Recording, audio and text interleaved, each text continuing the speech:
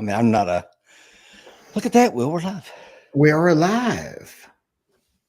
How you I'm doing not this morning? necessarily a Marvel comics guy, but Uh-huh. Deadpool was pretty funny. And we I've could heard the all new use a good Twister laugh is these days. excellent. Yeah, I've heard Yeah, the we new saw that Twister too. is excellent. Yeah, how was that? Yeah, it was great. It was great. I mean, Okay. if you saw the old one, you kind of seen this new one, Okay. but it still is very entertaining. Yeah, and that's what you go for. Forget the real world for a few hours, right? Yeah, yeah, it's a healthy thing to do these days. Oh, no doubt. No doubt at all. So, alrighty. So, um, I guess we can just dive straight into it, huh, brother? Well, before we do, I do want to talk about a couple things here. I just want to All say, right. first out of the gate, good morning and welcome. It's July 29th, Monday morning with Rich and Will. A couple things to discuss is for the 5 folks watching us live, please like and hit that share button, folks. Got a fantastic show for you today. As always, Will is going to bring you all the financial and economic news fit to print. Also, be remiss if I didn't talk about my good friend, Oh, Dr. T.C. Fuller's book, Empathy for yes. the Devil. Look at that. Yes. I think he really did a good job with this book design. Absolutely love it. Yeah. Of course, Yeah, he's it's got the really money cool. to afford those things. Your old pal Rich Brown had to do his own book cover, and here it is up Well, on the top. thing is, authors with more than one book are typically rich Oh, and I he's mean, just definitely wealthy beyond measure. He hides it, he does, but there's signs like the fact that there's oh, more there's than one book. That's one of the signs right there. Yeah. I am just a few chapters into it, but he was nice enough to sign a few for me. For a few friends and family members and send them my way. So I'm looking forward to digging deeper into that. I really like the way he's got it laid out too, like almost like a diary, yes. a journal, if you will, for something other than a teenage girl. Mhm. Sorry, TC, when you watch that. But yeah, it's really easy to watch the progression. I'm not too far into it. The big words are slowing me down quite a bit, but I'll get there. So. Let's welcome some folks on. Who we got on here this morning, Will? I see Will Rhodes is on, coin number 2269. John Shriver, our friend from Yukon, Oklahoma, 1919. Bruce is on, coin 481 from Michigan. Who else we got? We got Ted on it down in Mississippi. He says, wish all health and happiness. I love that message, Ted. Thank you so much. Johnny King up there in the Bluegrass State, Kentucky. Jay Fujimoto, very early morning for you, my good friend out there in Hawaii. Mm-hmm. Tony is on. Dr. Gordon Botson is on from Ohio. He is coin number 1688. Actually got a notification for this one. Wow. Awesome. We hopefully we won't let you down. We got Alan Kelly on from Occupied Virginia. We might as well jump into the show, guys. Thanks for being on. And here we go.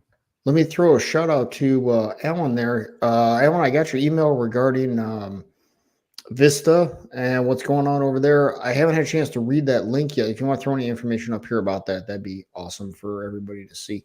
Things have been a little crazy. I'm finally getting close to getting done with this renovation project down here. So maybe sometime in 2027, I'll actually get done. So at the rate things are going. So anyway, enough of my whining and crying here. Let's get right into this. So as usual, start off with our fear and greed index. It's at 45. It's been bouncing around a lot. The market has been really volatile. A piece of news comes out this and that. This week, we're going to get a few things. The Fed's going to meet this week.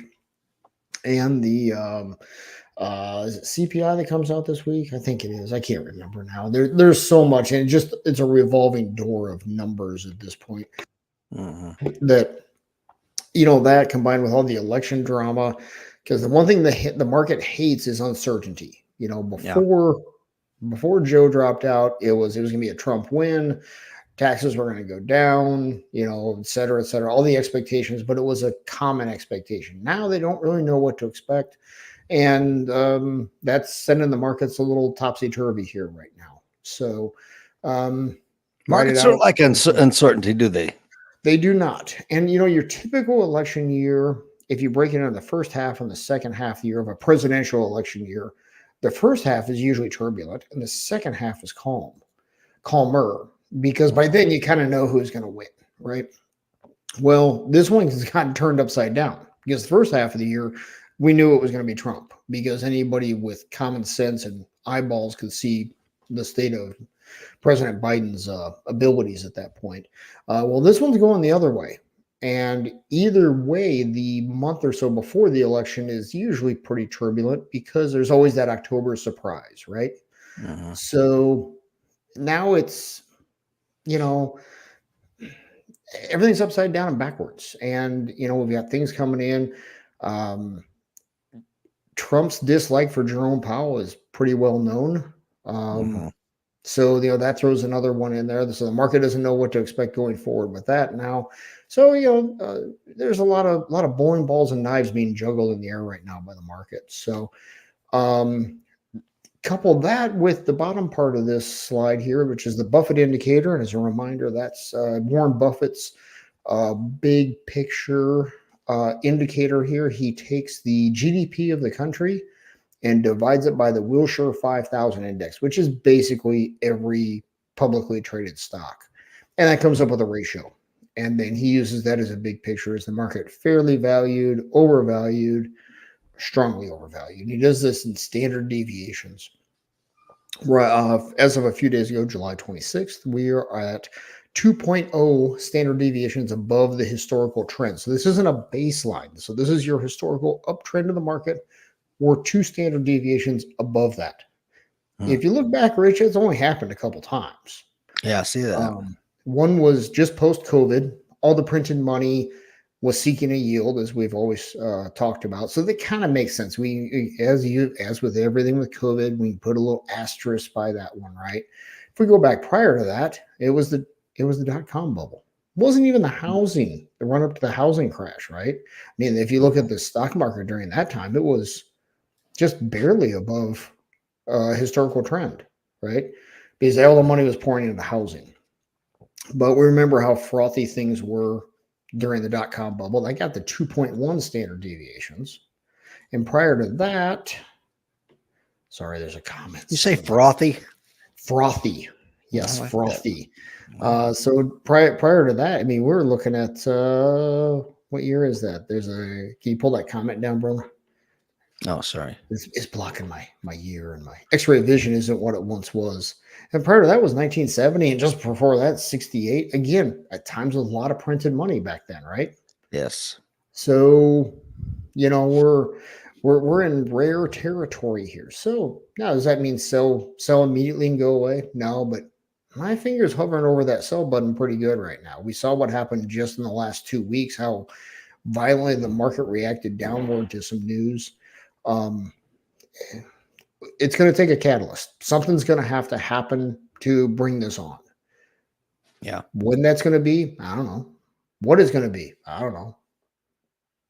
Don't know. And that's okay to not know. But just keep an eye on it. In the meantime, sit back, make your money.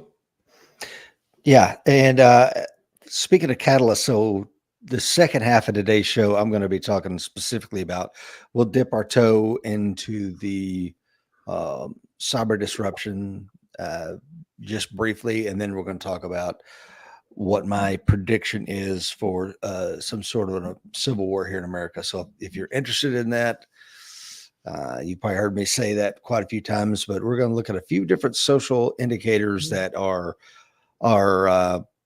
if I was going to Las Vegas, I'm going to tell you exactly where I'm going to put my money. So, but before we do that, my brother Will, let's welcome a few folks on. Derek is on. Let's do that.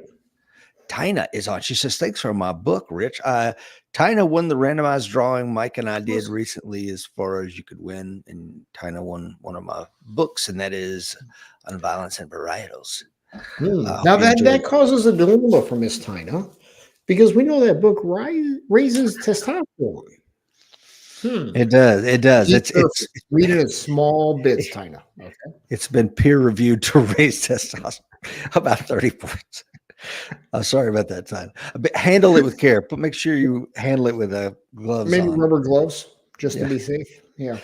So Tony says, "How about those awesome opening Olympic?" Oh my God, we'll talk about that in a minute here. Okay. I was on. Tony says, "I'm gonna more coffee." Yeah, Tina's laughing. Another woman laughing at me, just what I need in life. Yes. Yeah, it's the story of my life, brother. Glad to have you guys on. Please like and hit that share button. So before we go any further, why are two self-defense guys talking about this stuff? I was afraid you wouldn't ask, my friend, because the economic indicators are leading us somewhere, and you can look at it and use it to make money. As you mentioned a moment ago, you can use it to prepare for something that's coming. As you said earlier, there could be a catalyst that changes these things. We can see the economic uncertainty on the wall and how that's going to affect everyone that we love and this nation. So, I mean, it's one of the few indicators we really do have, don't you think? I think so. And if we look at the stock market, and yes, there's times it gets frothy, and there's times because emotion takes over. Even though there's a Yeah. lot of people involved in it, it's still emotions because it's humans, right? But Mhm. overall, the market gets it right because there's a push and a pull for every person. I shouldn't say for every person, but for people, there's a group of people, Nvidia is going to go up forever. Well, there's a Mhm. bunch of people going, now this can't keep going. So there's people who start shorting the stock, and there's a push and a pull inside the market. And overall, the market's going to get it right. I mean, I'm critical of a lot of especially the big brokerages on Wall Street. They're corrupt and will tell you to do one thing while they bet against that and all these things. But overall, the market gets it right because none of us is as smart as all of us, right? Yeah. The Wisdom of So Crowds. I think there's a book by that name. there is. And speaking of wisdom or lack thereof, I just got a news alert here. VP Harris says she and President Biden both back Supreme Court term limits and other changes. I wonder why. Yeah, gee, I wonder why. So, yeah, and I'm sure they also want to go from 9 to 19 Supreme Court justices, and they would all be nominated between now and November 1st. How about So, no? yeah, how about no? Also remember last person I remember taking a serious run at doing that was FDR. So, Oh, right. Well, there you go. Another progressive. yeah, exactly. So let's dig right into this stuff here today. $1,000,000 for a starter home, Rich. Unbelievable, man. It What is. did you pay for So, your starter home? the first one was actually a duplex, and that was $78,000 for a duplex. And when the other half was rented out, it paid about 80% of the mortgage. Hmm. So, Yeah. yep. And then the And first that was in the 90s? that was 90, gosh, math in public, 98, late 98. Yeah. Fall of 98. And then the first single family home we purchased was $72,000. Mm-hmm. Yep. And now we're talking about $1 million starter homes is the Yeah. norm in more than And 200 cities, not outliers. yeah. And so Zillow here defines a starter home as being among those in the lowest third of home values in a given region. Lowest third is $1,000,000. That's So ridiculous. I look at this and yeah, I have your same reaction. This is ridiculous. This is stupid.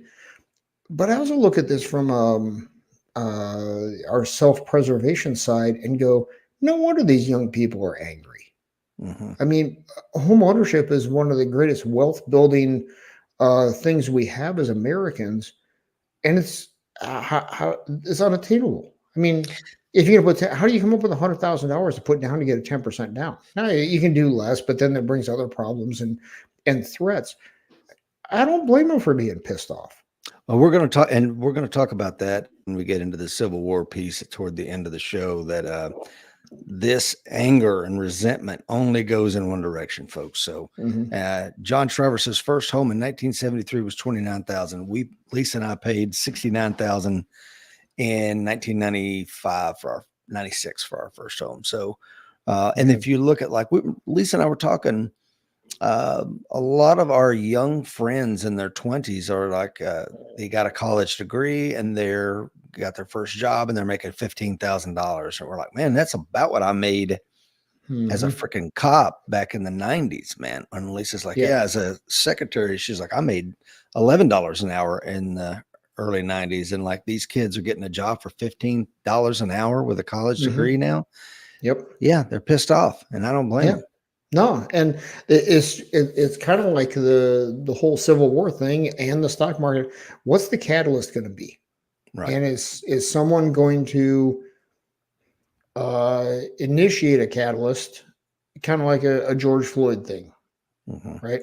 So it's an interesting thing to keep an eye on, and it's also going to, it's going to influence elections because Yeah. these people. I mean, let's look at this just from a very cold analytical standpoint. Can you really blame them for leaning socialist? Mhm. A 200 communists marched in the street. I forget what city it was in. They had their red flags and everything. Yeah, Uh, Johnny and King, and look at but Johnny King's comment there. yeah, absolutely. I mean, it's truck prices, new car prices have been coming down. They're having a hard time um, moving vehicles right now. But I'll tell you what, uh, it's crazy out there. I mean, there was a period of time if you wanted a full ton truck with a diesel engine, you were pushing 100,000. That's It ain't nuts. much better today, man. I'm telling Yeah, you. I I went and mean, looked. I had to put my truck in the shop because it had a recall. So I'm like, I'm waiting for it to get done. I'm kind of looking at these truck prices. I'm like, that's a good looking truck right there. $87,000. Like, and it wasn't yeah, even tricked out. It's just a yeah. base model. And it's, You put that on a 7-year note, it's more than $1,000 a month. yeah. And then you got a home price that's $1 million. Yeah. I mean, so I don't blame these younger folks or people say in the bottom fifth or even the bottom fourth of income. And no wonder they're angry and frustrated. And we're going to dig deeper into some of this stuff today on the numbers side before you get to your part of it, because why wouldn't they be? I would be. Exactly. And I then would. then you hear some people say, "Oh, work harder." Well, Yeah. Kiss my ass. yeah, I mean, okay, to some extent, for some people, I get that. Like the one young lady who's whining and crying literally on TikTok. I can't have a real life working 40 hours a week. Well, I remember my first part-time job too. Okay, Yeah. if you're Yeah. not, I mean, yeah, give me a break.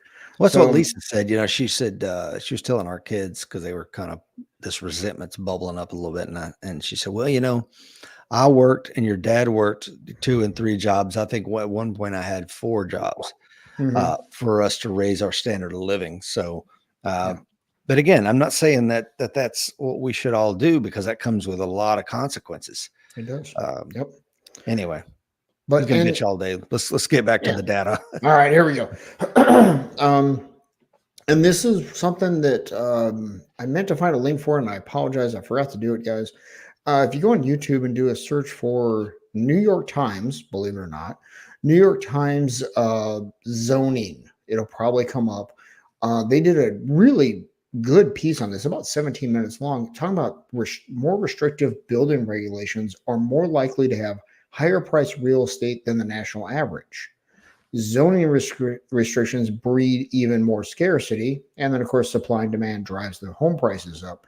And it was very critical of the blue areas of the country because they put in these zoning restrictions because they don't want multifamily built in certain parts, certain neighborhoods of towns in California. Well, that just drives the home prices through the roof. And then they all, complain there's no affordable housing for folks. It's like, well, you can't have it both ways. So, this is one of those, elections have consequences and, NIMBY, not in my backyard. Yeah, I want affordable housing, but I don't want it near me. Yeah. Right. So, that's one piece that I think is forgotten quite regularly in the social side of this debate is the good folks in that area, and I say good with both reality and air quotes, uh, they're the ones causing this for their own children. Yeah. So Almost said. yeah, and of course, then there's just they're 4 government programs away from making it worse. So um to this whole thing, so now these prices are being driven up nationally. We've got Texas and Florida are starting to drop quite precipitously. I practice that word most of the night Yeah, I was just gonna because say, man, yeah, you got some big that words was coming out this that morning, was a bro. multi-syllabic one right there. For a throttle um jockey, it's pretty damn impressive. I'm Let me be telling honest you with what, I you. mean, I worked on the hair in that word all night long. Don't ask me to say it again because it may not happen. So this from Bloomberg, U.S. home deals fell apart at a record rate for June, according to Redfin. Says more sellers are cutting asking prices on listed home. I'm seeing that in Florida like crazy. I'm still looking for my spot in God's waiting room down there as I get older. So I'm seeing new construction, 1,500 square foot new construction homes on a golf course for 300, and that is brand Hmm. new construction, which is How you many couldn't square foot? touch about 1,500. Okay. So it'd be our Or retirement home. retirement home. So Yeah. yeah, so no enough space for the kids, and it's grandkid bait. Mhm. So not a huge house, not on the water somewhere, but seeing a lot of that, and also seeing from DR Horton, which is a big national home builder. They're already making price cuts on new construction that isn't complete yet. Oh, So that means sounds like that's China. exactly right. So owners cut prices on nearly 20% of listed homes in June. This is nationwide, a record for the month, and up from 14% in last June. So the trend is, is that there's more price cuts. It also becomes a self-fulfilling prophecy because, Mhm, mhm. as I've talked about probably for a couple of years now, I'm just sitting and waiting on Florida. Yeah. Um, I've got one. I do have one open offer out there right now. It's a low ball. They're not going. I doubt they'll even respond to it. But I made it clear through our realtor we're working with down there that this is where I think this home is going to end up in value in 6 months, a year, 18 months, wherever it's at. So this is what I'm going to pay for it. And if you don't want it, Mhm. that's fine. If you don't want to do it, that's cool. But this is where I'm at. Uh, Dr. Bodson says in my neighborhood, highly desirable homes are sitting on the market right now. And yeah, I'm sure. I would say what interest rates are part of that.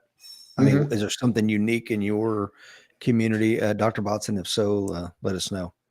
Yeah, well, interest rates play into that, but also people are starting to see the trend. I'm seeing, oh gosh, almost daily articles from, mainstream, about this. Bloomberg, yeah, and not a lot of people other than geeks like me read Bloomberg, but you're seeing, I saw a Newsweek article talking about this.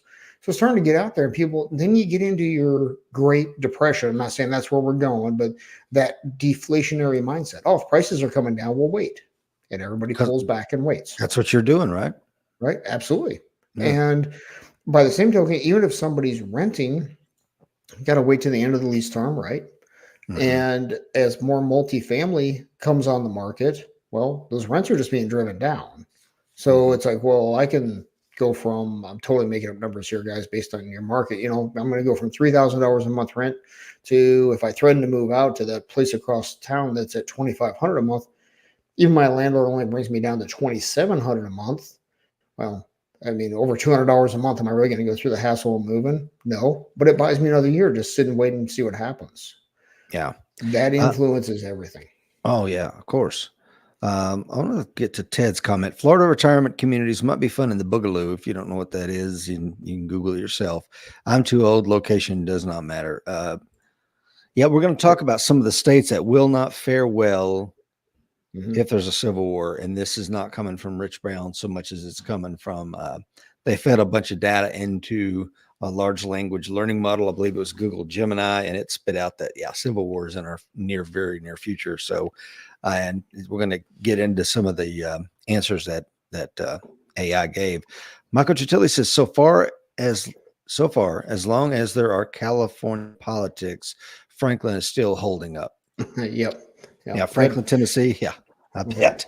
Yeah, no doubt. Yeah, flee California. I'm going to go back to Alan Kelly's comment here. Built his first house for 33,000. Hmm. Um, most with his sweat labor in it. There's, I mean, if you're handy, or even if you're really not, I'm a big fan of buying places that need work. Yeah. One thing I like, I get to make it what I want. Mhm. And number two is I enjoy it. As long as I have time to take my time, I enjoy doing it. Um, and the What do equity they that say, comes Will? from Buy that, the worst house in the best neighborhood? absolutely. Yep. Yeah. And in the rental game, it's called a wedge deal. So Mhm. you do exactly that, and then you fix it up to the standard of the community of the neighborhood. So let's say I'm just going to use round numbers. Let's say you've got a neighborhood that your average single family home is 200,000. I know it's not realistic, but Mhm. I got public school education, so you got to go with me on the math. And you go buy a house for 150 in that neighborhood that needs some work, rent it out, let the profit from the renting pay for the improvements. So you're going to make 50,000 there over time that somebody else is going to pay for, that you're not going to pay Mhm. income taxes on, because you're going to take your profit down to zero, maybe even below, and then you write off that loss while still getting the tax benefits of the mortgage interest write-off and the property tax write-off that somebody else is Not paying for. financial advice. Correct. So, Dr. Gordon Bodson says lots of Orthodox Jewish people want to live in the neighborhood because of walking distance to synagogues, also relatively lower property taxes compared to surrounding neighborhoods. Yeah, and I think that is going to play into some of the other stuff we're going to talk about later in the show. So stand by for that. all right, awesome. Digging back into this, this is home builder inventory, guys. So this isn't total home inventory. This is home builder inventory. So this is new homes home builders are sitting on waiting to sell. And you can take a look and see where we're at. We're just over 100,000 sitting on the market nationwide right now. This chart comes to us from Reventure Consulting. Great follow on YouTube, Twitter, and all around. He does a great job talking about the housing market nationally, and then he road trips to certain areas and talks about those specific areas as well. But you'll notice, Rich, it's going full hockey stick on us here. Yeah, it is. And while it's been higher a couple times back in 96 and 1988, you'll notice that the rated is climbing right now. If something doesn't happen here pretty soon, it's just, the trend is your friend. It's just going to continue here. So, this looks like a pop here in about two years, 2-ish years. Yep. And people go, well, rates will come down. Well, let's think about this. They can moderate rates. By that, I mean a slow change. But is a quarter point off a mortgage really going to drive anybody to, I'll go buy that $800,000 house now because the payment just went down by $4 a month? No, it's not going to happen. And what actually drives interest rates way down real fast? Bad recession, financial crisis, something like that. When the GFC started breaking out, they did an emergency. The Fed did an emergency meeting, so in other words, non-scheduled meeting, and dropped rates by, I believe it was 3/4 of a point in one meeting. That's a big warning sign. They don't do that just for kicks, guys.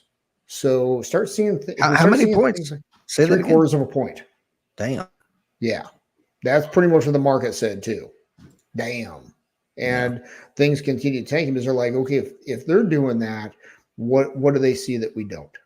Okay. And going on to this one from Zero Hedge, one of the things that gets talked about a lot is how much cash is on the sidelines. This is as it goes typically to the stock market. So can you unpack that? What do you mean when you say absolutely cash on the sidelines, please? So what people will look at is the level of money that's being held in money market accounts. So money market right now is paying ish 5%. So I can go park my money over there and make 5% risk-free. Compare that to the stock market over time makes about 8% annually. So I can get 62.5% of the stock market return with zero risk. Makes it pretty easy to sleep at night, right? So when things get volatile, people run to money markets. So we can look and this at has banks worried, by the way, don't you think? Like, yes, they're putting out 5% for a year out, and they're like, man, if he and that drives back to if people aren't going out and taking home mortgages out where they can loan that money out for higher, where's the 5% come from to pay that? Exactly. It doesn't. It doesn't. The math doesn't work. So this what people look at with the money market balances, and they go, hey, people have, I don't know, 10%, 20%, however many trillions of dollars that is, sitting in money markets. So that's dry powder.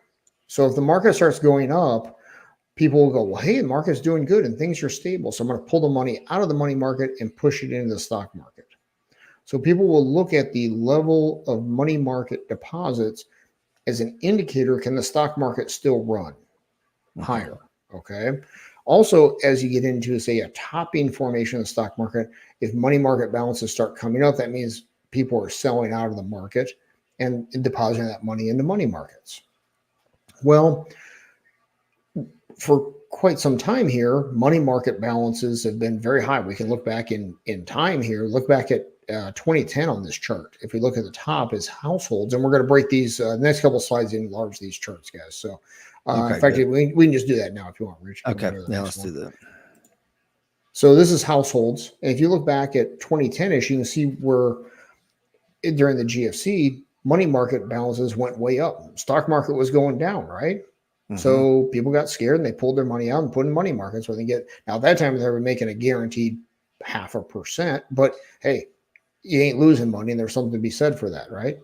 And you can see how that percentage of money in the stock or in the money markets just kept going down and down and down as the stock market kept going up, right? Well, you see now where it's very low. So if people incredibly low relative to Yes. the last 45 years. Look at that. Yes, absolutely. Wow. So, and you go back, the last time it was that low was the dot-com bubble, because stock market's going up forever. Why would I put money in a money market? This is households. This is you, me, regular people. Okay. Go to the next slide, please. Okay. This is investment organizations. This is your JP Morgans, Charles Schwab's, stuff like that, places like that. And you can see how low the money market balances are there, right? Last time it was that low was 2020 during COVID. Then before that again was the dot-com. And we can see how it spiked up after the dot-com bubble burst, and again during the housing crisis. All makes sense, right? Yeah. Well, if we go to the next slide, we're gonna throw something else in there that's gonna make us go, huh? So this is total money market funds, total financial assets. So this is the total money market balance, right? Right. But if we go, let's go back 2 slides. This is households. This is you and me. This is regular people. It's really low, right? Go forward one more. This is investment organizations. This is where people put their money into brokerages, JP Morgan, Charles Schwab, and really again, low. record low. Right. So go forward one more. Now, Help so me how out is here. it so high? I don't know. Well, I'll tell you how. You've got companies like Apple, Nvidia, Microsoft, all these companies, they're sitting on huge piles of cash because they made this is a very technical metric, very technical financial term, folks. They made a metric shit ton of money the last 5 years. Okay. They can't deploy all of it. They can't find employees. There's only so much market out there. So they're sitting on what all are they this doing? cash. Doing stock buyback or nothing? Just sitting on They're it. doing some stock buybacks, but they're putting in money markets. So people will look at this chart from the Federal Reserve and go, look at what's happening with money market funds. They're going through the roof. There's all kinds of dry powder out there. The market's going to go up forever. But if you look at what regular people are doing, right, there's almost nothing. Make sense? Yeah, totally. So that's how it does now. It didn't freaking 2 slides ago. So this is how it all jives together. So you got these companies sitting on huge stockpiles of money.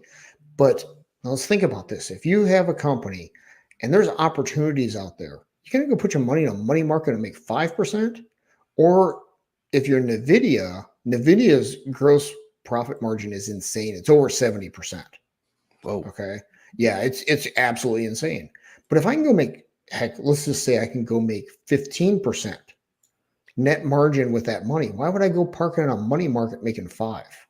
Right. So let's just tell you about what large companies see for opportunity out there as well.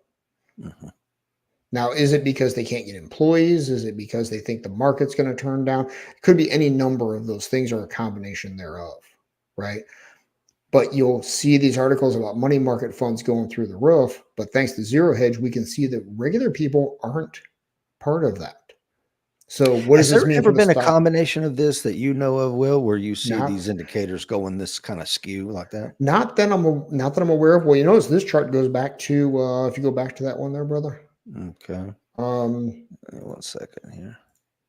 If you go back to this one, goes back. I cut it off. This chart actually goes back to 1950. Look at the very bottom there. Sorry if anybody's watching on their phone later, but you can see how all the way up through, 1990, very low. You look at the very bottom of the chart here and you see how it spikes up here. That's why I cut the chart off here at '09. But you even after 2009, this is total money market now. It only spiked up to what 3.6 trillion in there, right? Look where we are now. Well over $6 trillion sitting in money markets. Jesus. Right? And then look what it did in 2010, 11, 12. It just sat there and bumped along on the bottom because the stock market was going up and these companies had great opportunities out there. So nobody sat in a money market. Let me ask you a stupid question. Are money market, I should know the answer to this, but I don't. Are they protected by the FDIC? They are, yes. Okay. Yep. That is you can do it through, like I do a money market in my brokerage account. So anytime I sell something or add new cash to the brokerage account, it goes into a money market, makes that 5%. You can also do it through through your regular bank. Copy that. So for whatever good that FDIC protection would do in a real crisis. So, exactly. Yeah. Yep. Well, they can always just print more money, but it's going to be absolutely worthless. Absolutely. Whoop your ass with it. Yep, exactly. So, but hey, that'd be a good thing because as COVID taught us, there won't be any toilet paper. So, all right. So from CNN Business now, Jive, what you just saw in money market balances overall, and where we know that money is actually sitting with this. 39% of Americans worry they can't pay the bills. Sign of a strong economy right there. Let's say that again, 39%. Now that's going to tie you to the Civil War later, but go ahead. So that's a number. Gee whiz, right? Well, let's put some historical context on it because that's what actually teaches us something, right? That's up from 28% who expressed that same concern in December of 2021. Stimmy stuff was still working its way through the market December 21 for sure, right?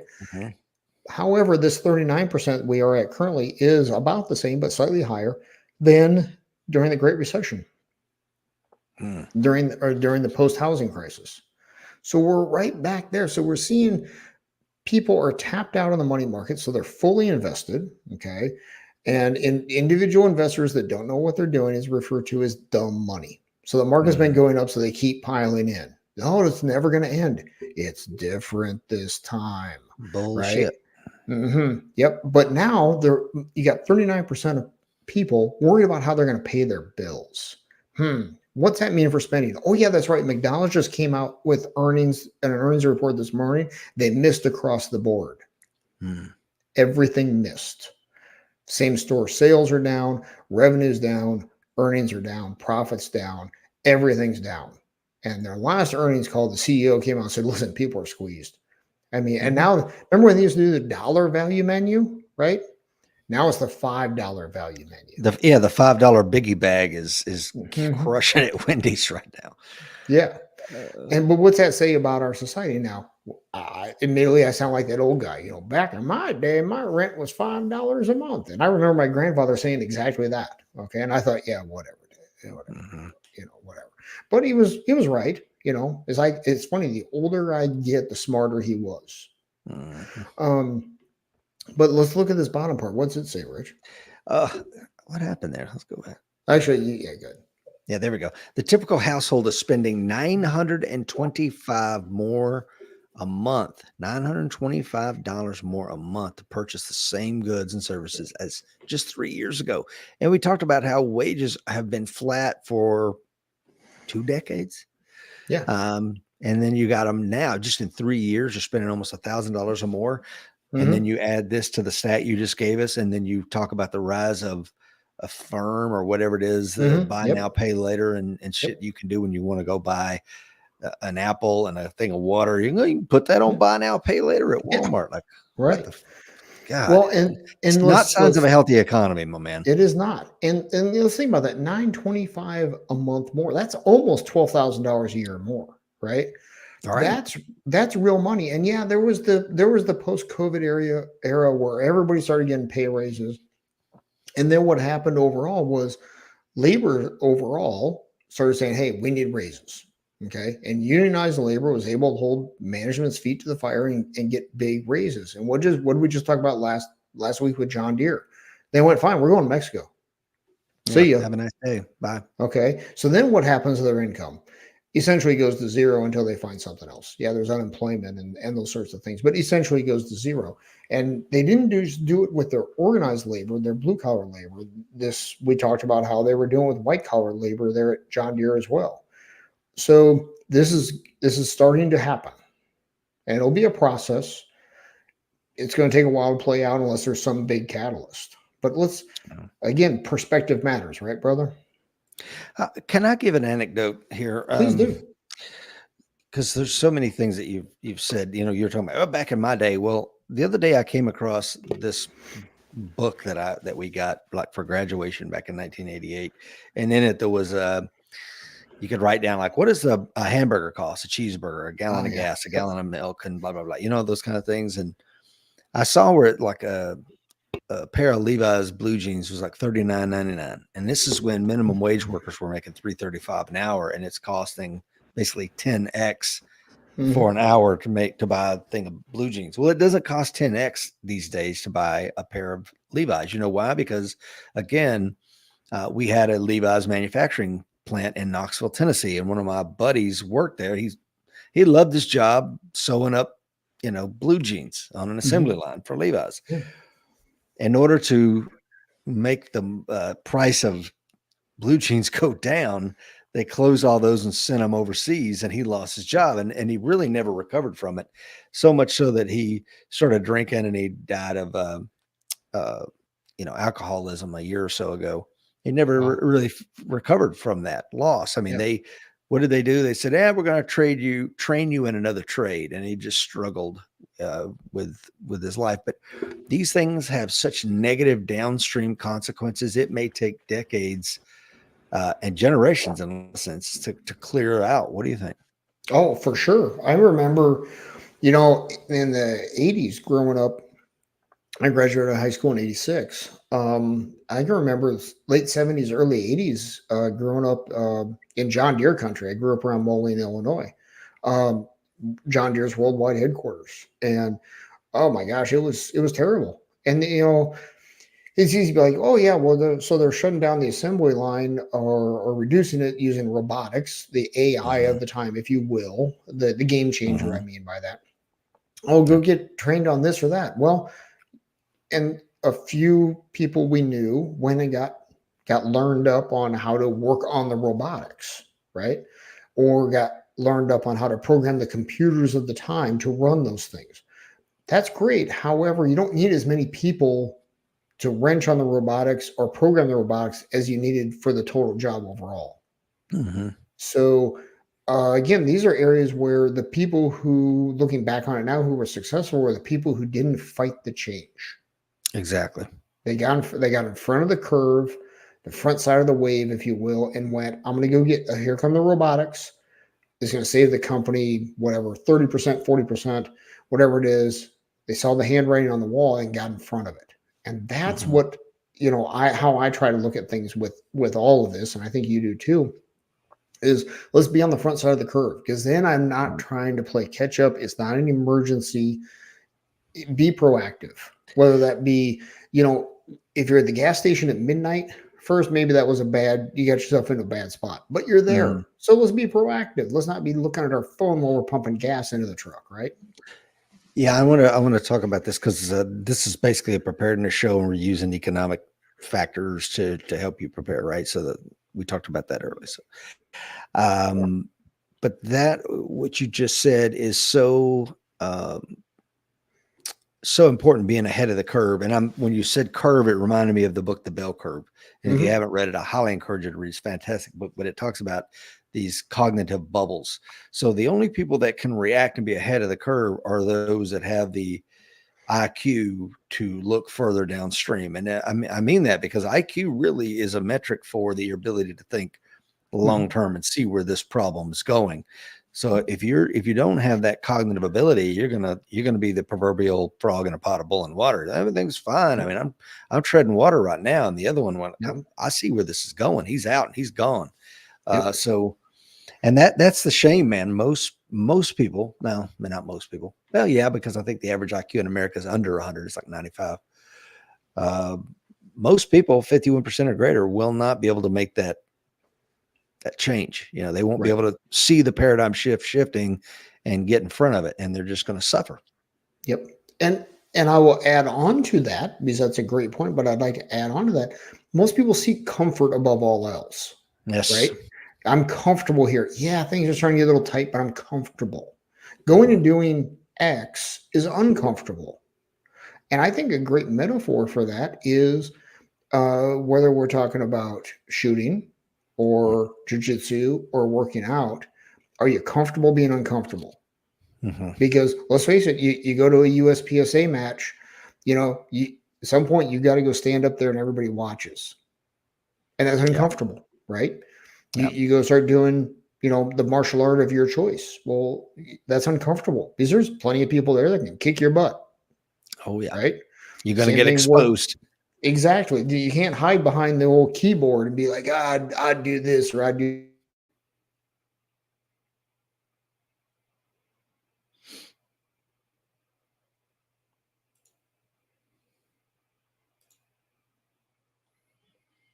One of us is frozen. It may be me or it may be you.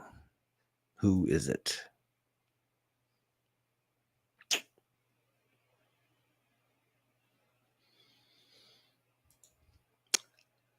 Am I frozen, guys, or is it Will? Oh, Will got nuked. Okay. Well, we'll wait for Will to come back in. Gal says it's Will. Normally it's me. So there we go. Well, we'll give Will a minute to come back on. It's Will. Tina thinks it's Will's frozen. That's a shame. You get to look at my beautiful face. Let's see here. I'm going to give Will just a minute, and he is out. He'll be right back. Folks, give him just a second. I got 16 folks on live. What you think? Much ado about nothing? That's a change. It's not you, Kyle says, yeah. Let's give Will just a moment to come back on. I can always cut to my content, but I hate to do that to Will. What do you think? Do you think these market indicators are truly a way to prepare? I mean, obviously you probably do if you're watching us every Monday, but is it really something that is going to help you prepare? Because there's a lot more than this. Earlier Tony brought up the spectacle at the Olympics. I guess now would be a good time to talk about that, Tony. If you did not see it, and I'm really shocked that Fox and other conservative news outlets didn't make more about this than they should have, because it was absolutely disgraceful. Gordon says they are useful indicators. Thank you, sir. I obviously tend to agree with you. Tony says, I think the writing is on the wall, but it's being propped up as long as possible. Yeah. John says we are in turbulent times. I tell you what, I will go ahead and skip ahead to my presentation just in case Will does not come back. One of the things that channel file 291 passed validation due to a bug in the CrowdStrike's content verification software. So this one thing last week cost $10 billion worth of damage. And this is there's all these pictures of this blue screen of death in airports around the world. And that's just, it helps you imagine what a cyber warfare might look like. Now, this wasn't a cyber attack, we are being told. And what I was able to find was that channel file 291 was the corrupted file. And before they used it in the update, they passed it through their validation process. But, guess what? There was a bug in that verification software. It allowed the other bug to go through. And what happened? Well, it was a cascading effect. And about the only major air carrier that wasn't affected was Southwest, thanks to its outdated software. But you're looking at 8.5 million systems crashes. As a matter of fact, I'm talking to you this morning from my wife's laptop. You know why? Because my laptop sitting right next to me has got to go back to the shop. It's still got the freaking bug in it. So, yeah, this is a problem. Gal says the Olympics are on. I was not aware. Yeah, you're not missing anything, my friend. Ted says hard to find true upstream indicators. I find that his Monday review is needed. Makes me face the trend is not good. Yeah. Alan says, yes, economic situations will lead to more chaos than their other situations. Tony says, so the date is what we're calling it now. Yeah. I mean, put your tinfoil hat on, my friend, and who knows what really happened. This is an interesting survey I come across in Canada, July the 25th. They asked, what's the likelihood? Our Canadian friends are asking their citizens, what's the likelihood of a U.S. Civil War? 39% say it's likely. 12% say very likely. 27% say somewhat likely. So we got 39% says that it is likely. Well, let's take a look at that. I found this fantastic YouTube channel called What If Alternate History. And you can see they got 625,000 subscribers. Fantastic little website. They just take sneak peeks at alternative history. What would have happened had this happened? And his prediction is that the 2024 election will start a civil war. Matter of fact, that is the name of it. Why the 2024 election will start a civil war. And this came out 5 or 6 months ago, his presentation. Will just texted me, says, working my way back online. This is an interesting thing. He says it strengths for the right and left in a civil war. So the left's strengths is 70% of the wealthiest counties are left leaning. Controls basically every institution in every single field, which is unbelievable. They control tech, the deep state, if there is one. Now, this isn't Rich Brown's opinion. This is according to this person. Oh, look, there's Will. Can you hear me? Yep, I got you. Sorry about that, guys. My T-Mobile decided to freak out. Sorry about that. I was hoping you moved on to this. What do you got going on, man? Yeah, so I was just telling the 14 folks watching us live that there's a great YouTube channel called What If Alternate History. Got 625,000 subscribers, and guy pointed his brain at the likelihood of the Civil War ending an election and Civil War ending an election, the election ending in a Civil War. And he has a great 40-minute presentation. I highly encourage you guys to watch it. There it is at the bottom, why the 2024 election will start a civil war. And this is what he says. He's looking at the strengths of the left relative to the right. Okay. So there you have it for the left. We just discussed that. Let's talk about the right. Military and police lean right. There's a warlike culture on the right. Centralized geography. You know, they're isolated way out on the coast. More young men. Controls the resources and controls manufacturing. So those kind of work toward the right's advantage. I almost said our advantage.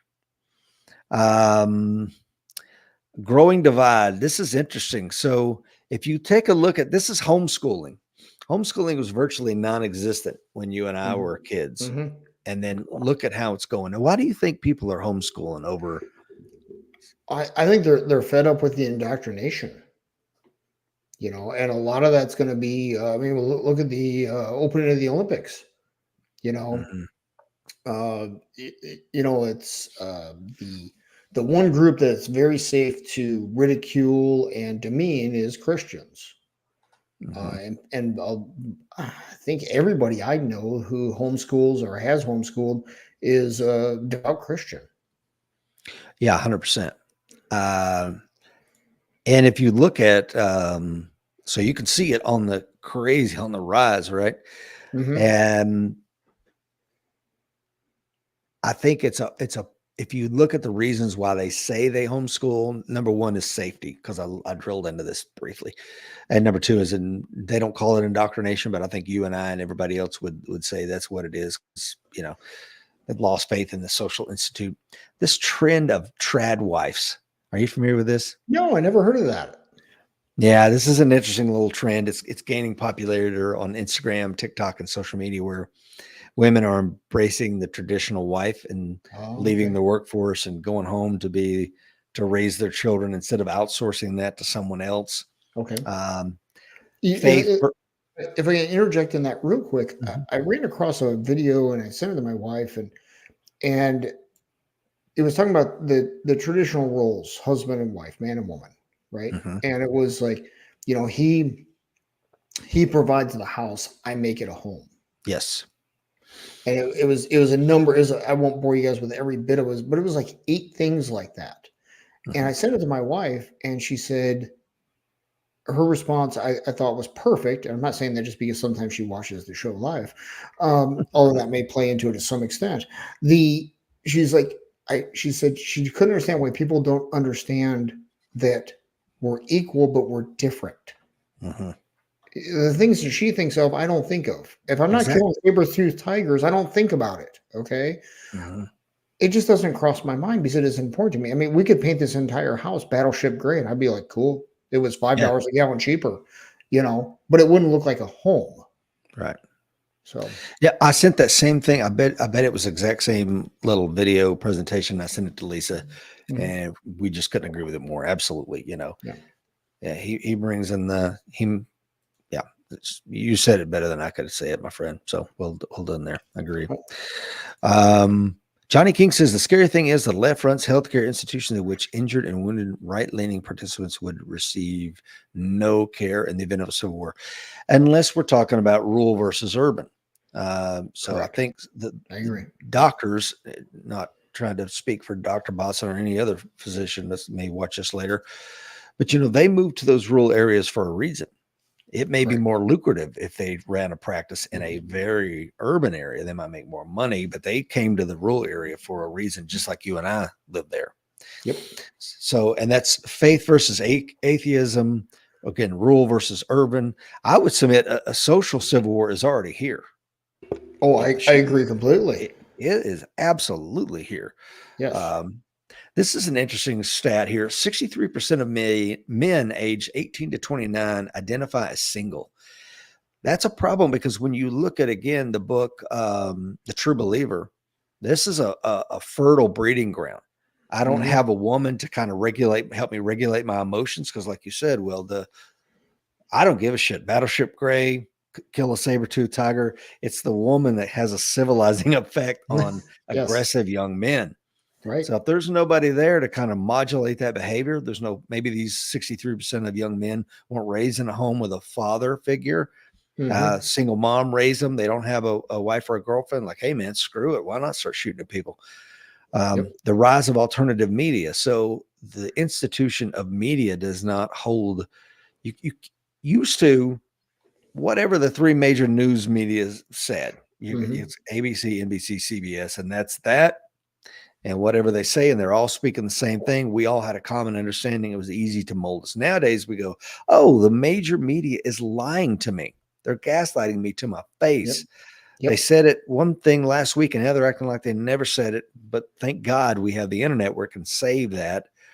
So people are running to alternative media. You got Tucker Carlson and Joe Rogan, number 1 and 2. And actually that is not true. And I'm going to talk about here in just a second. And to that point, I was just watching Sean Ryan is interviewing Masood. His father was the one who was running the Northern Alliance that Osama bin Laden assassinated a few days before 9/11. Sean Ryan went to, I believe it was Austria, to interview him because the Biden administration has blocked him from entering the United States to testify in front of Congress about how much money we're sending to the Taliban right now. Mainstream media won't support that.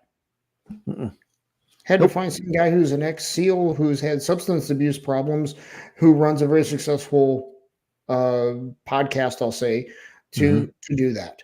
Well, gee, I wonder why society that is awake doesn't trust the mainstream news. Exactly. No tinfoil hat required for that comment. Correct. Yeah. What's Mark saying? And of course, Mark is in Australia. What's he saying?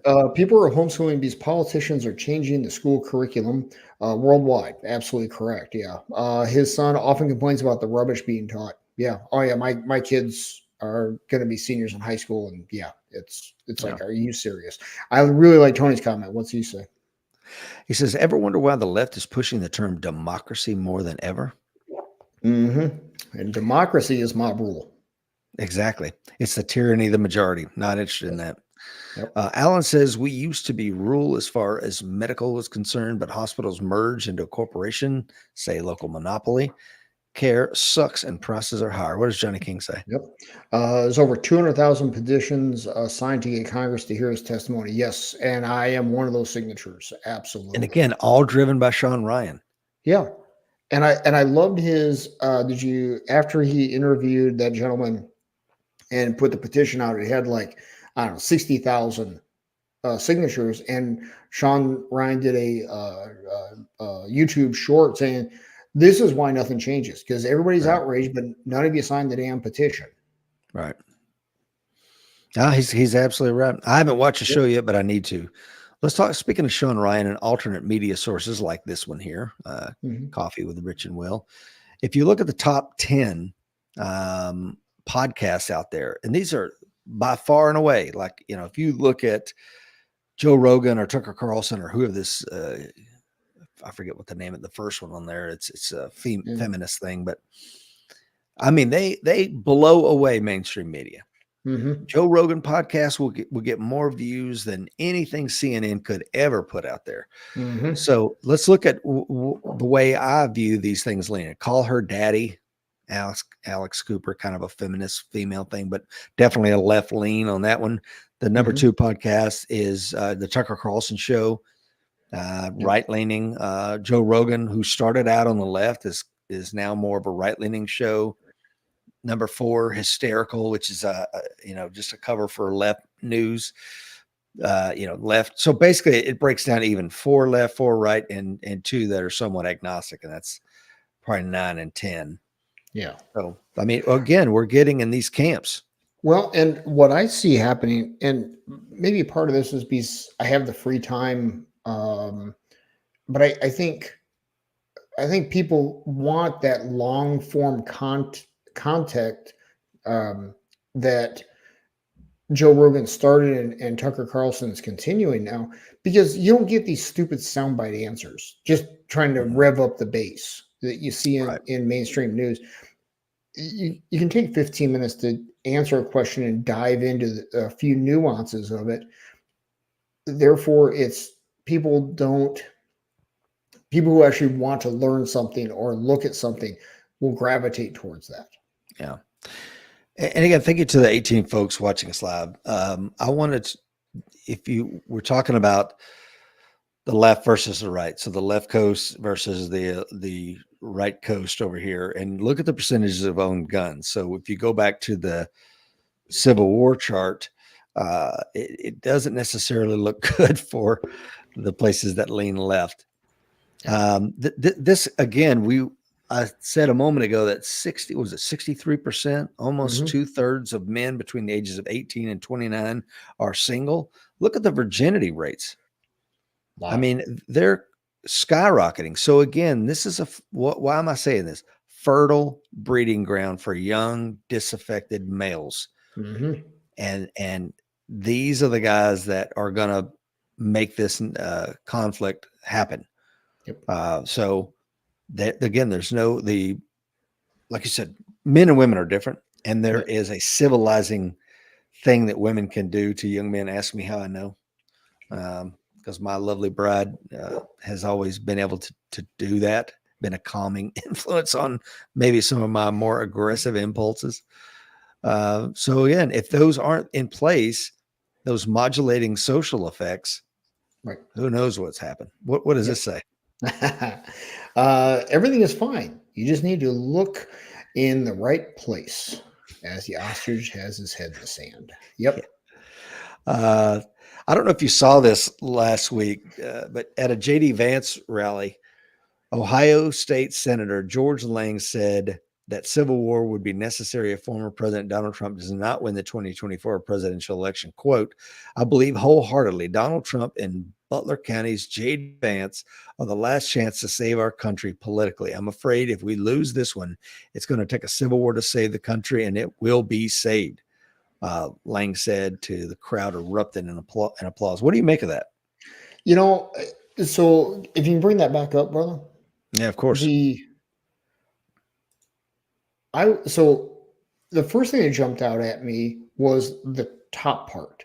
All it says is if Trump loses, we got to have a civil war, Mhm, right? So there's your sound bite, right? mhm, And then below is your long form content. It's the mhm. context, right? All right. So Yep. to me that goes back to what you were talking about with the podcasts. And this isn't really a left versus right because any of those could be long content to give context. Because when you just read the top part of that, even I was like, ooh, that doesn't sound good. But when you look at the actual quote, it's like, well, okay, that I can see that. Right. Yeah. So that's the first thing that jumped out at me. The second one is, I mean, I don't know. And it's something the older I get, the more comfortable I get saying I don't know. Yeah. And is that what's going to be what pushes us over? I'm sure that's what it looked like in like 68, 69, 70, right? Mhm. And we got through that. So I would like to believe we can get through that without a civil war or a World War III in a larger context because I've got How about kids. both at the same time? Yeah. And we've already talked about, it'll be, and you brought it up today, and I think you're absolutely dead on. I mean, rural versus urban. Mhm. And they're going to find out we play different out here in the country. We don't Amen. care what your pronouns are. Yeah. But I would agree that we are trending that way. And if something doesn't happen to unite the country under something, hopefully not World War III, it's inevitable. 100%. 100%. Let's get some comments here, Will. Yeah. Alan Kelly, what's he say? This show's content and discussion would never be dissected and discussed on any MSM mainstream media program. Yeah, absolutely right, Alan. And that's part of the reason people lose faith in it because when they open up to other things, even if it's just their area of expertise, right? Mm-hmm. I think I've told the story before. I was sitting around with some other pilots when an aircraft accident happened. And we were all screaming at the television, that's not how it works, right? And they went to a commercial break and they came back and started talking about some other subject, some medical subject. And we were all like, wow, that's interesting. And then we all looked at each other and went, hold on. They didn't know what they were talking about a few minutes ago, something we know about. And that was when I really started to wake up to it. And that's been 20 something years ago. So little context for you guys. When you hear them talk about guns, because we got a lot of gun people here, and they don't know what the heck they're talking about. It's like that for everything.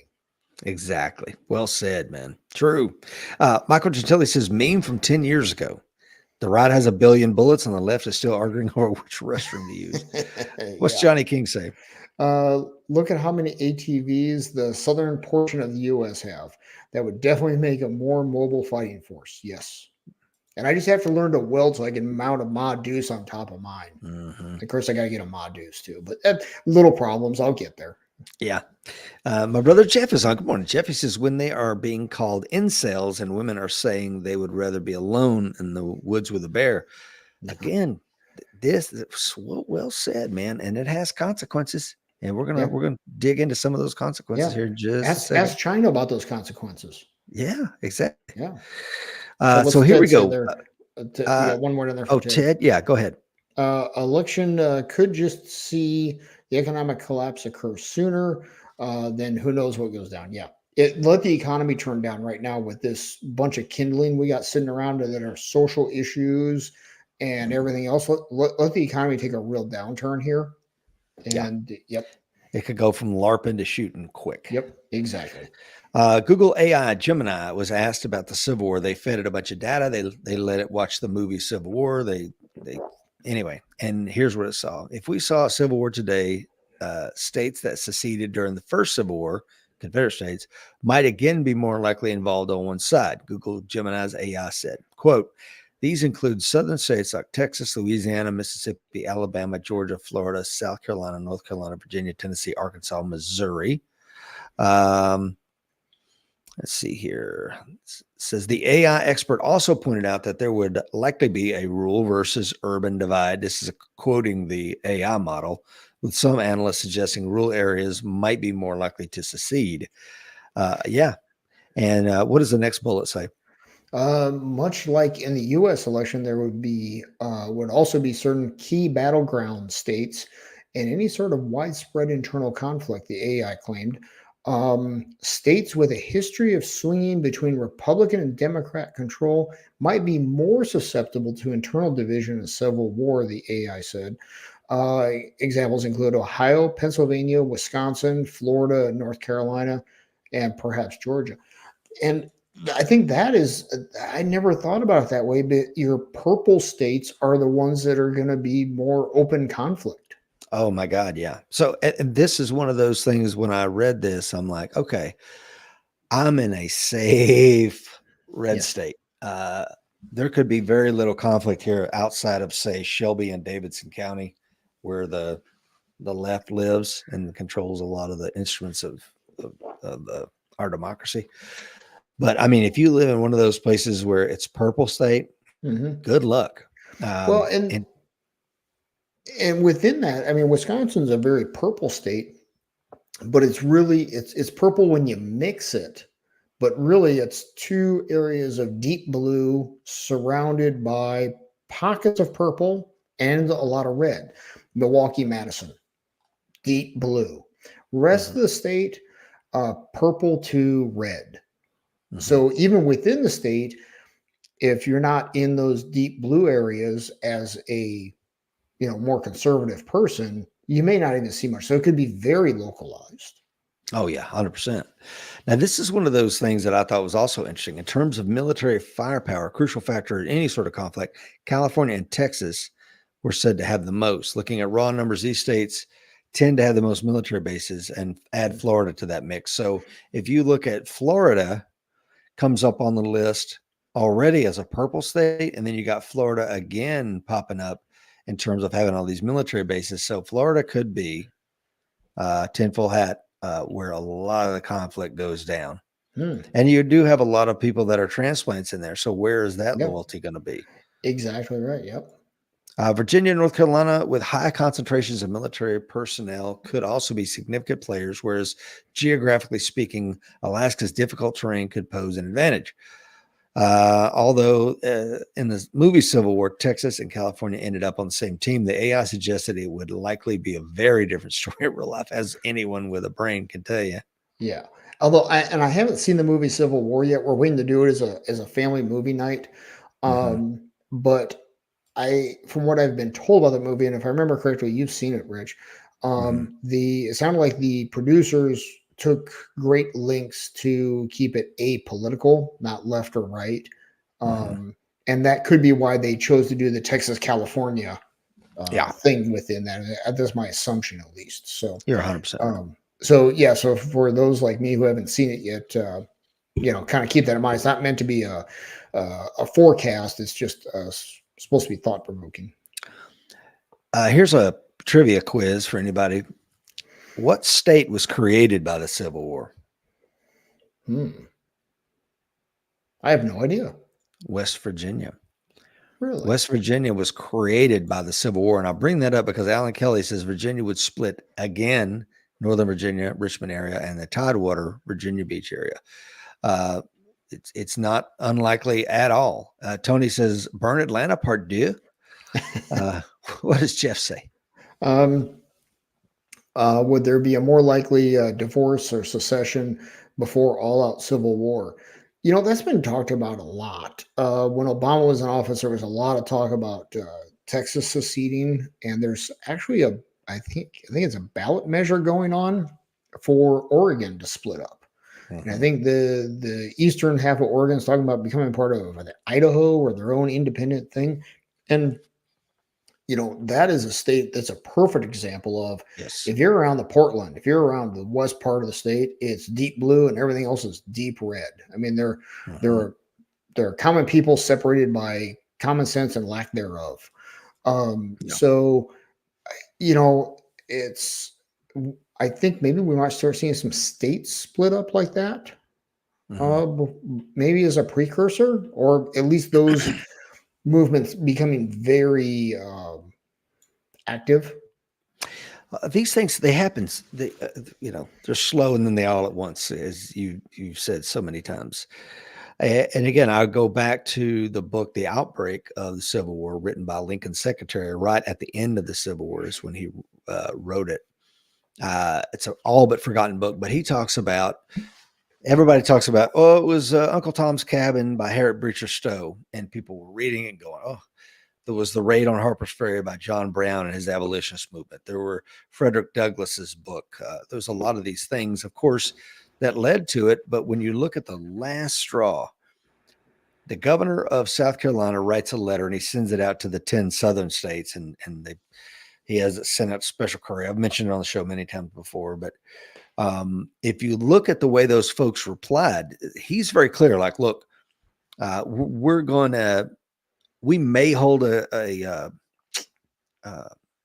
quick Congress, but we're probably leaving. I'm just telling you what I'm going to do. You guys do you, but what do you think you guys are going to do? And most of the southern states is like, yeah, we might call a session, but we're not going to do shit if Lincoln gets elected. And then they did. Mm-hmm. So it's one thing when it's just hypothetical, but then when he did get in office, people went, yeah, F this. And so if Kamala got in, people might say now, I really can't see it, but it may be just too much to swallow for some folks. I want to get to some of the comments real quick. What does Tim say? I want to hear your response to this because I have a couple of thoughts on it. He says, Rich, you say you're in a safe red state. That's because you're a red guy in a red state. The experience of a red guy in a blue state or a blue guy in a red state could be very different. He's absolutely right. He's absolutely right.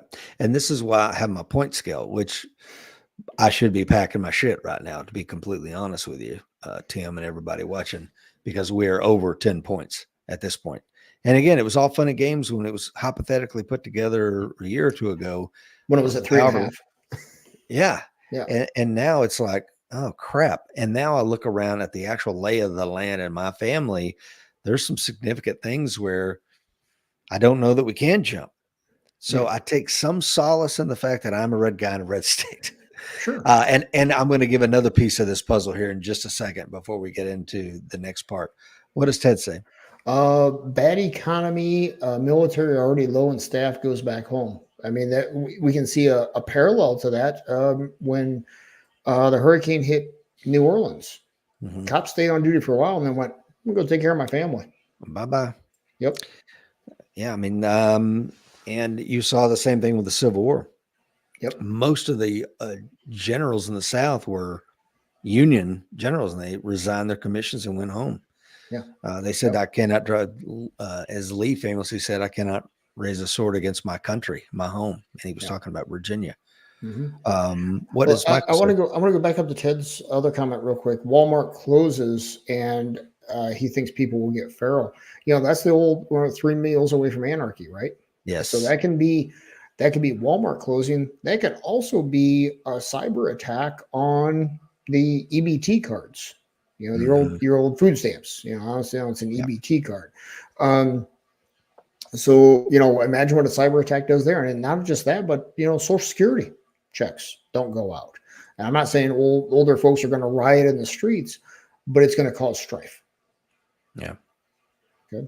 You're 100% right. Michael Gentili says, my prejudice is that liberals are far less likely to act on their principles. Can I give an anecdote on this? Please do. I absolutely agree with Michael. And here's why I agree with him. I, of course, spent my life, most of my adult life, well into my 40s in the profession of arms, whether it's as a cop or corrections officer or as a Marine for 23 years. I mean, this is all I knew. We're right-leaning men and women in those professions. And I'm like, you know what? I'm going to see what life is like in the nonprofit sector. I'm going to go work for the Red Cross, and I'm going to rub shoulders with some of these folks that are left-leaning, not like me. So I joined, of course, I was a paid staff member of the American Red Cross, and I also was set on a lot of committees for nonprofits. And guess what I found? What's that? Not a leftist in sight, not a single Democrat did I ever encounter working a soup line in a disaster or on a disaster assessment team or caring for anyone. So I 100% agree with Michael, and it's stupefying to me that they don't live up to their principles. What do you think? I'm going to push back just a little bit, or food for thought on that. And please. The George Floyd riots. They certainly followed through on their principles there. That's a great point. Attack the machine. Maybe when it's time to do violence, they are. But on let's think about this in context of the American Red Cross. Thank you to the 19 folks watching us live. the American Red Cross, there's blue sky and gray sky, right? So there's a blue Mhm. sky where you're in the planning and preparation for disaster relief operations, and then there's gray sky, you're actually enacting those disaster relief policies Yeah. and procedures. So I think you're right. In the blue sky, the left ain't doing shit, right? Yeah. But when it comes to the gray sky and the thing has happened, now they're going to riot. Now they're going to protest. Now they're going to burn shit to the ground. Now they're going to throw bricks at cops. Now they're going to do the other things. But if again, I think that if you want to go kinetic, the right can go kinetic. It's going to take a lot to move that Goliath to awaken it, but once it does, man, it's game on. And you need to look no further than the Finnish Civil War. The left started it, and the right freaking nailed it home. Yep. Yeah. So it can and will happen. Yep. Couple of comments here because they're coming Yep. in and they're fantastic. Yes. What does Ted say? It says Sherman was shocked the North was not preparing as he witnessed Southern arming and training. And that goes back to, I want to bounce back to also Michael's comment that we just talked about the left being less likely to act on their principles, and what you brought in there about the blue sky and gray sky with the American Red Cross. That also goes back to, is a population or group of people, are they proactive or reactive? So that's another way to kind of parse a population. That's a great point. Absolutely excellent point. Hadn't thought about that. Will, love it. What's Mark say there? That's well, before we get to Mark, I got another one. I want to go back to Ted's point because what a lot of people don't know, unless you study the Civil War, is the Southern militias, which is what really all they had. There wasn't much of a standing army at the time. Were an absolute joke until they saw the raid on Harper's Ferry. And then they went, oh shit, they could come down here and arm these slaves. And because anytime you had a slave uprising, whether it's Nat Turner, who killed hundreds of men, women, and children, white men, women, and children as he was rampaging. So this is, and they were terrified to be killed in their sleep by the humans that they held in bondage. Irony, I get it, but but my point is, it doesn't take much. And right now, I was watching some mainstream media over the weekend, and they were saying that the militias are starting to arm themselves in the South once again. And I'm like, is this another canary in the coal mine?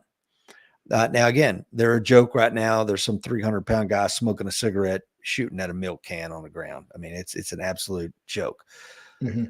But all it takes is a few retired lieutenant colonels, chief warrant officers who start leading these groups. And before you know it, they're a first-class unit. Yeah. Yep. Mark's comment, sir. I think this is, Mark, thank you for this. This is a great thing to bring up. And I've got a few thoughts on this. Ladies and gentlemen, your neighbors are not your enemy. The funder and maker of the Civil War movie is your agitator for war. And I agree completely. My neighbors are not my enemy. My fellow Americans are not my enemy until or unless they become a threat to me and my family. Yeah. So and at that point, and so that's I don't think any sane person wants a civil war. Hell no. Let's solve this politically. Let's use the system to fix the system, take care of the system, right? So I agree completely with Mark's comment. You got any thoughts on that, brother? I do, and I love Mark's comment, man, because he's absolutely right. A lot of people are like, I'm ready to, let's say they're ready to die for their beliefs. I'm like, who are you ready to kill for your beliefs? Exactly right. And let's think about that. Who are you ready to? I've used that when I was teaching self-defense classes. Show of hands. Who here is ready to die to protect someone? Every hand goes up. Yeah. What are you willing to do to stop that threat, though? You willing to get on top of somebody in the mount position, gouge their eyes out? Yeah. That's a lot less. That's a lot more uncomfortable, right? Yeah. So I agree completely. Yeah. Let's see here. What does Brian say? The teenage young adult male grandchildren of many of his friends have little desire to engage in sports, lack conversation skills, do not interact with females, do not want to drive a car. There's a dramatic shift away from historically masculine traits for young men. And you're absolutely right. And That's not just anecdotal, by the way. He's absolutely right. yep, That and testosterone levels are dropping big time. yep, and the so let's break it down. Sports conflict, right? Mhm. You got a winner, you got a loser, right? And during the battle of the game, if you will, there's going to be back and forth and emotions and all those things. Lack of conversation skills. See also social media, right? Yep. Don't interact with females, and that's again social media. It's safe, right? Don't want to drive a car. I've a number of friends whose kids are like, "Why would I bother to learn to drive a car? Mom can just drive me." Mhm. When we were that age, that automobile, that was freedom. I could go do Oh what I God. wanted, right? And that goes back to social Definitely. media. If I wanted to hang out with my friends back then, we had to go someplace and find some mischief, right? Now you can Mhm. just sit on social media and interact, I say with air quotes, with real Mhm. people, right? So, but then again, then this also plays into um, keyboard warrior, 100%. type traits. So yeah. Uh, yeah. So, have you heard of that experiment, Ratopia, or whatever it was? Mm-mm. So this, I think it was in the '60s, but don't quote me on this. It's a horrific study, and what the guy did is like, let's see if we create an environment where rats don't have to compete. So he creates this beautiful thing. There's plenty of food, there's plenty of water. There's no competition for resources, etc. And the rat population goes from, I think you put 50 rats in there, 25, it explodes, and at first everything's great. And you see the rats at first, there's this group of rats over here, this group of rats over here, and so on. And they break down in little communities and societies. And eventually all that kind of blends in it. And then the collapse is when you have what he calls the beautiful ones. Okay. Once the beautiful ones arrive, the society is just a hair's breadth away from a collapse. And this has been studied everywhere, and it always goes from a population of whatever they put in there to zero. They all die out Okay. because the beautiful ones just sit around preening themselves all day long, worried about how they look. The rats will literally just sit around doing like this. They Mhm. won't they won't have conflict with other rats. They won't have sex with other rats. They just completely check out. So, and I think that, and I don't want to draw too much parallel between a rat community and our community, but we can certainly see the hallmarks of it when you look at Brian's comment or you look at the data. Mhm. And the data seems like we're entering in that where there's no competition for resources. Why get married, Yeah. et cetera. And why even leave the house? Exactly. You got the internet, right? Yeah. I can make my living on that if they need to. You can have your social interaction on that. You can order your food on that. OnlyFans, Will. You go on OnlyFans and pay your monthly subscription to masturbate to some girl in a freaking bedroom across the country. I mean, it's disgusting. Yeah, Um, absolutely. Is. Tony says, I don't think there are very many blue states, only red states with blue metropolitan areas. Man, you're And right. there's the election maps, county by county, blue Mhm. versus red, that completely bears that out. He's absolutely right. What does Jeff say? Left only act in safe left areas. Hmm. That is with maybe one. Well, I was thinking about the Dallas riots during George Floyd, but Dallas is, they're definitely purple to blue. Dallas, the actual Dallas metro area, Mhm. Dallas, Texas, of course. Yeah, so I guess I'm going to go along with that. Yeah. Will Hollenbeck says, good morning. Interesting conversation. Glad you're enjoying it, sir. What does Derek say? The question is, how many that's participated in the Floyd riots were there because of their principles, versus how many were there because it was the hip thing to do? Or you get a free Yeah, TV out of it. You know what I mean? And you get to right. burn shit with Yeah, impunity. yeah, and Yeah. with Great point. absolutely no consequences. So, but in the end, so I'll play a little devil's advocate on that, Derek. If you're in that area, does it matter the why? Hmm. This person's attacking me at the gas station, and I'm not talking about during the riot. It's just some evening at the gas station. This person's attacking me. Once it happens, who cares why, Yeah, right? exactly. So there were probably, to parse that down, I'm guessing at this point there was a number of people there with principles, but they needed the numbers. And then once you're there, you get the mob effect.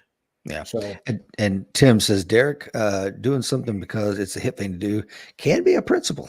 yeah. What's Ted say? Um, however, in the fourth turning, thank you for bringing that in, Ted. Mhm. Says we will emerge a less individual, more institutional and community people, much like 1945. Well, I sure hope so. Absolutely, yep. I have And hope. yep, and it's in fact, Neil Howe just did a long, speaking of long form stuff, did a long form interview with PBD. PBD. Yep, hour and 45 minutes, about halfway through, and he's bringing up some excellent stuff. And you can see PBD coming up to speed on it Mhm. during that interview. The portion of it I've watched so far. Yeah. So, So getting back to this real quick, we talked about Virginia and North Carolina with a high concentration of military personnel. And again, this is going back to the AI Gemini talking about Civil War. And it says that, yeah, we are at risk of it. And I will firmly say, I think we have a 51% greater chance of being in a civil war over the next 18 months. If I was yeah. putting my money on it, that's where I'm going to put it on it. And when you look at so this got me thinking, and when Gemini brought that up, the AI brought that up, I'm like, well, where are these bases? And the size of the dot is relative to the population of the base. Okay. So or the personnel. So again, I'm looking at places that are already red that do not Mm-hmm. have a significant military presence where you could be pretty safe, I guess, if you want to, for lack of a better term. Mm-hmm. So if you live in one of those places like South Dakota, Montana, Idaho, you're a pretty damn safe country right there. Yeah. You're already a red state. You don't have large metropolitan areas to contend with. You don't have a lot of diversity, equity, inclusion in your communities. Lots of folks that think like you do. And you don't have a significant military presence. And a place like Idaho specifically, where the terrain would make it such that you don't want to go in there as an invading army. Right. It's going to end up bad for you. It's going to be Afghanistan 2.0. So again, I hope I'm wrong, but it ain't looking good. And Will, you want if I just jump back to your slides real quick? Yeah, yeah, that sounds good. I think we were just about done with them. I think we just need to bounce back to as we finish up the money market. I think it was just that slide on China there. We already covered that. Well, actually, you know what? Let me add a little bit of context into this one. Sorry. Yeah. So on the previous slide, we talked about how people were spending $925 more a month to purchase the same goods and services they were 3 years ago, according to Moody's.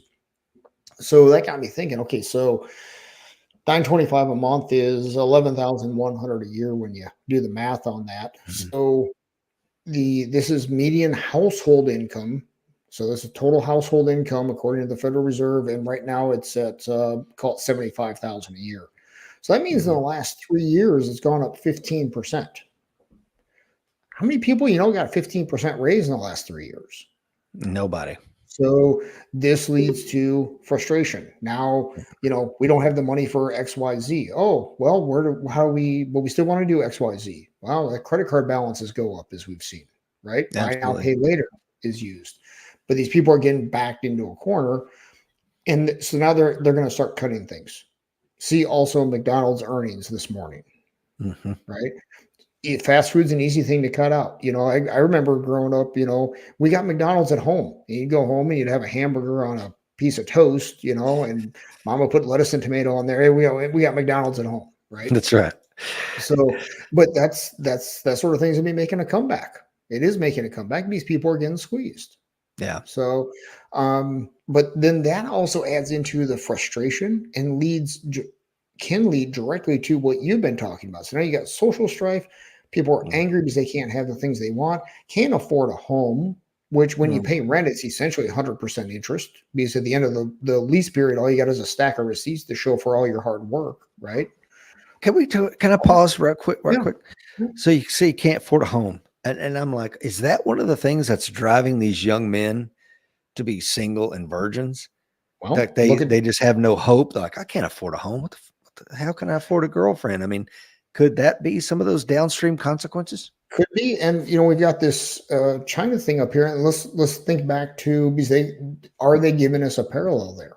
because you know, with the one child policy, they were aborting all the girl babies, Mm-hmm. and now they have a abundance of young men who can't find a mate, Yeah, and a they're lot of pissed the, off. the ones that can are the ones who have been able to afford a home, which sometimes takes 3 generations to get that young man into a home so he can be competitive in the dating market there. Mm-hmm. Is that same thing happening, or is in the process of happening here in the US?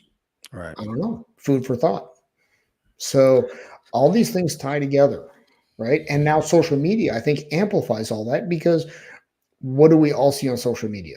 We know it is people with a little more experience. We know you're seeing the best, right? Mm-hmm. You're seeing that go on, right? If I put pictures of my project here that I've been working on since November, right? If I put pictures of this finished family room project on Facebook, oh my gosh, Will's got it made. Look at his Well, new car. my family's been putting up with this since November, Right. right? Right. And but nobody ever sees that, because nobody ever puts those pictures up, right? We're all guilty of that, right? Mm-hmm. But the perception out there, especially young people without maybe quite as much worldly experience, and that's not a knock on them. We were all there. They don't. They all that they got it all, and I must be a failure. Yeah, Right? exactly. So, and in China, to their ongoing problems now, they're talking about raising the retirement age over there, and that's not going well. Hell no. Okay, they've got a big youth unemployment problem, and they're also running into, much like we are with Social Security here, their pension funding is very underfunded. So they're talking about raising the retirement age over there, and you've got people who are angry about that. They're like, no, this is what we signed on for. Now it's getting changed. So Mm. now China needs yet another distraction to get their people thinking about something else. See also some sort of conflict: Taiwan, Mhm. Yeah. Philippines, Japan, fill in the blanks. Yeah, Right? exactly. Fill in the blank. So, and I did find it ironic there that they said their pension fund would run out and become insolvent in 2035. And the last time I looked, I think our Social Security becomes insolvent in 2032. So you can have a lot of this stuff coming together about the same time. Yeah, what could possibly go wrong? Nah, not much. I don't mean to So, laugh, but it's just like, well, at some point it's a laugh or cry, right? But yeah. it'll be a process, and it's, Mhm. and we look at this. I mean, 2032 is 8 years away, so it'll change over time. And let's remember, also, the last time they made big changes to Social Security was under Ronald Reagan, and at that time the Social Security fund was 3 months away from being insolvent. Mhm. So isn't they aren't going to do anything until we're right up against it, because they're politicians. They're not going to be proactive. They're going to be reactive. So Yeah, yeah, you ain't just go wrong. with it for now. So I liked what they had to say here. What You may and read that. yeah, go for it, man. Joe just dropped out. The Democratic elite, corporate media, and billionaire donors successfully pressured the candidate chosen by Democratic primary voters to drop out because he's down in the polls and losing. Democrats destroy democracy in pursuit of power. What does Elon say? Exactly. Mm. Now, I mean, and it's easy to jump on this bandwagon, right? Bashing the Democrats for doing this, but you think the Republicans would really do anything much different? No, There isn't time to run another primary, right? right. So they're going to choose somebody, right? And Bill Maher summed it up nicely. He said, "You can count the number of delegates Kamala Harris got as long as you can count the number of delegates Kamala Harris got on one hand as long as you chop off all your fingers." Exactly. You know, so they chose somebody. That's their prerogative at this point. I don't know that there's a precedent for this. So, and it's their party. They can do what they want. And it's easy to sit back and criticize, but I got thinking about it. It's like, well, what would the Republicans do? They're not going to go out there and, have some 4 days, let's have primaries all around the country sort of thing. That would just throw the whole party in the turmoil. They'd probably do about the same thing.